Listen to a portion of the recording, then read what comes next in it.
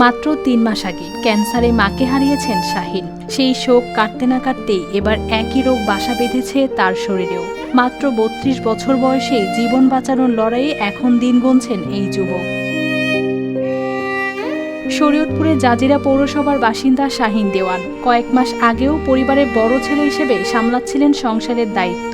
হঠাৎ অসুস্থ হওয়ার পর পরীক্ষায় ধরা পড়ে ক্যান্সার। এরপর থেকেই বদলে যায় পরিবারের সবকিছু।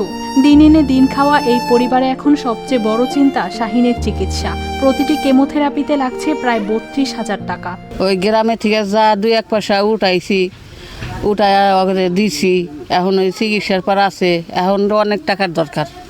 এখন তো টাকা টুকা তো এইরকম তো রাত তো ইও নাই কে যে হেরা করবো। পুরো চিকিৎসায় প্রয়োজন ৬ থেকে ৮ লাখ টাকা, যা জোগাড় করা বৃদ্ধ বাবা রুহুল আমিন দেওয়ানের পক্ষে হচ্ছে না সম্ভব। আরও ২টা গরু হের মার পিছে খুঁজে আর এখন বর্তমান 2টা গরু বেচছি, বেচা এই পোলার চিকিৎসা নামছি। এখন আমি মানুষের কাছে হাত পাতি যে বাবা আমার ছেলেরা, আমার কোনো সয় সম্পদ নাই।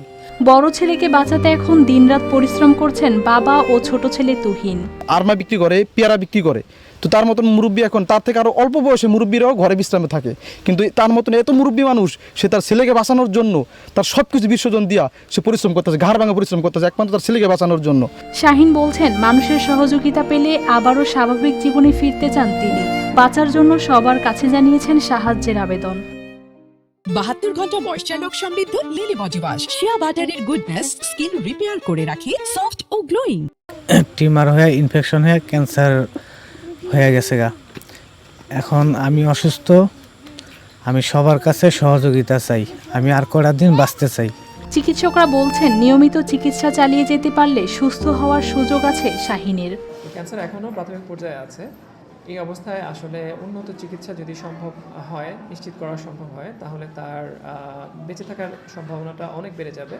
এদিকে বিষয়টি জানার পর সহায়তার আশ্বাস দিয়েছে উপজেলা প্রশাসন। এবং এর চিকিৎসা অত্যন্ত ব্যয়বহুল, এটা সত্য কথা। তো প্রশাসনের পক্ষ থেকে আমরা যেটা করতে পারি সরকারি সহায়তা হিসাবে, যে সে তার অভিভাবক যদি আমরা সমাজসেবা অফিসার বরাবর আবেদন করে, তাহলে আবেদনগুলো আমরা যাচাই বাছাই করে যদি সেটা প্রকৃতি পাওয়ার মতো হয় তাহলে আমরা জেলাতে প্রেরণ করব এবং সেখান থেকে একটা সরকারি অনুদান পাওয়ার সম্ভাবনা আছে। তবে চিকিৎসার খরচ মেটাতে এখনো প্রয়োজন অনেক টাকা। সামান্য সহযোগিতায় হয়তো নতুন জীবন দিতে পারে ৩২ বছরের শাহিনকে। News desk, RTV।